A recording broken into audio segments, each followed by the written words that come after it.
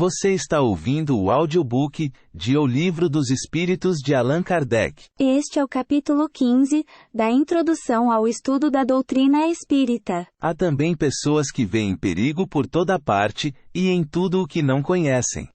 Daí a pressa com que, do fato de haverem perdido a razão, alguns dos que se entregaram a estes estudos, tiram conclusões desfavoráveis ao Espiritismo. Como é que homens sensatos enxergam nisto uma objeção séria? Não se dá o mesmo com todas as preocupações de ordem intelectual que empolguem um cérebro fraco. Quem será capaz de precisar quantos loucos e maníacos os estudos da matemática, da medicina, da música, da filosofia e outros têm produzido? Dever-se-ia, em consequência, banir esses estudos? Que prova isso? Nos trabalhos corporais, estropiam-se os braços e as pernas, que são os instrumentos da ação material.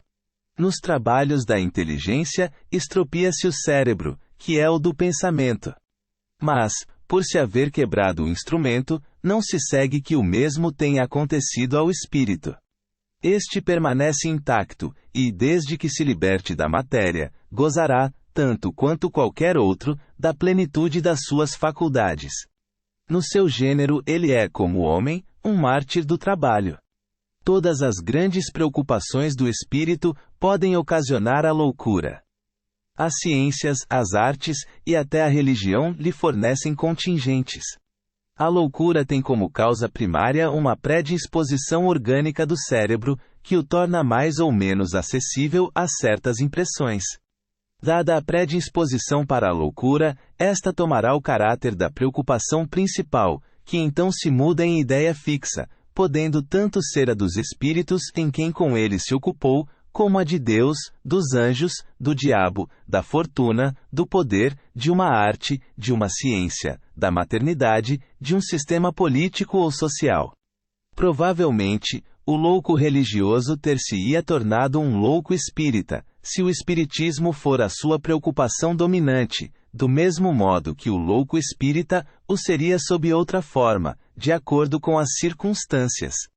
Digo, pois, que o espiritismo não tem privilégio algum a esse respeito. Vou mais longe. Digo que, bem compreendido, ele é um preservativo contra a loucura. Entre as causas mais comuns de sobreexcitação cerebral, devem contar-se as decepções, os infortúnios, as afeições contrariadas, que ao mesmo tempo, são as causas mais frequentes de suicídio. Ora, o verdadeiro espírita vê as coisas deste mundo de um ponto de vista tão elevado. Elas lhe parecem tão pequenas, tão mesquinhas, diante do futuro que o aguarda. A vida se lhe mostra tão curta, tão fugaz, que, aos seus olhos, as tribulações não passam de incidentes desagradáveis, no curso de uma viagem. O que em outro produziria violenta emoção, mediocremente o afeta. Ademais, ele sabe que as amarguras da vida são provas úteis ao seu adiantamento, se as sofrer sem murmurar, porque será recompensado na medida da coragem com que as houver suportado. Suas convicções lhe dão, assim, uma resignação que o preserva do desespero, e por conseguinte, de uma causa permanente de loucura e suicídio. Conhece também, pelo espetáculo que as comunicações com os espíritos lhe proporcionam, qual a sorte dos que voluntariamente abreviam seus dias, e esse quadro é bem de molde a fazê-lo refletir, tanto que já é considerável o número dos que foram detidos em meio desse declive funesto. Este é um dos resultados do Espiritismo. Riam quanto queiram os incrédulos. Desejo-lhes as consolações que ele prodigaliza a todos os que se deram ao trabalho de lhe sondar as misteriosas profundezas. Cumpre também colocar entre as causas da loucura o pavor, sendo que o do diabo já desequilibrou mais de um cérebro. Quantas vítimas não têm feito os que abalam imaginações fracas com esse quadro, que cada vez mais pavoroso se esforçam por tornar, mediante horríveis pormenores.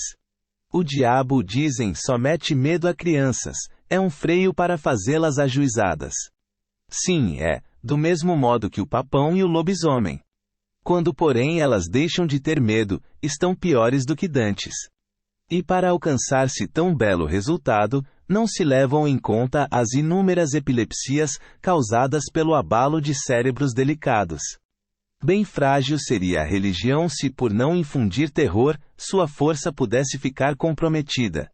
Felizmente, assim não é.